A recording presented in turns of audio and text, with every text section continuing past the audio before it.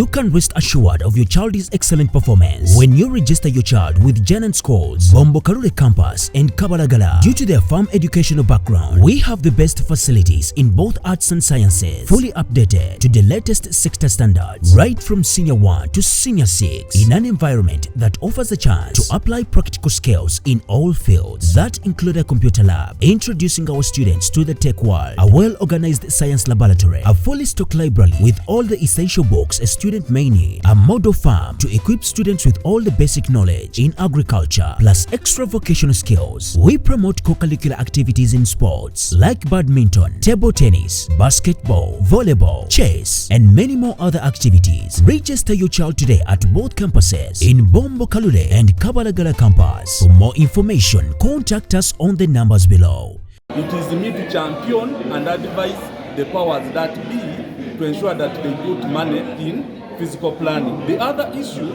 is that physical planners have suffered isolation.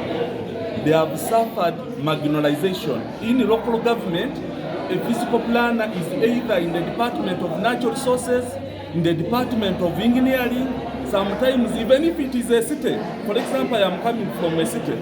I am told I am a head of the department, but there is no funding particularly for the head of a department to run a department. So there is no funding, and I feel it is me to come and advise either the minister to deliberate on ensuring that there is money in this profession, but also the character, the ethical conduct of physical planners also needs to be checked. I have the experience to talk to my colleagues in the planning fraternity to ensure that the ethical conduct of planners, the professionalism also does the change. I beg to say. Elect the Executive Council of Physical Planners, which is the supreme body that governs physical planners in Uganda. This body is going to help us a lot, since we have not been having anybody to fight for physical planners. As you all know, doctors have been having a body fighting for them, the Uganda Medical Association. Whenever intern doctors are not paid, you see them coming to advocate for this.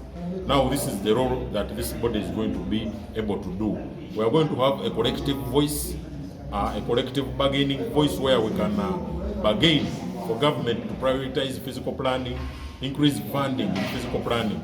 Because we've had challenges where plans are done, but implementation remains a challenge due to lack of resources, number one, lack of personnel.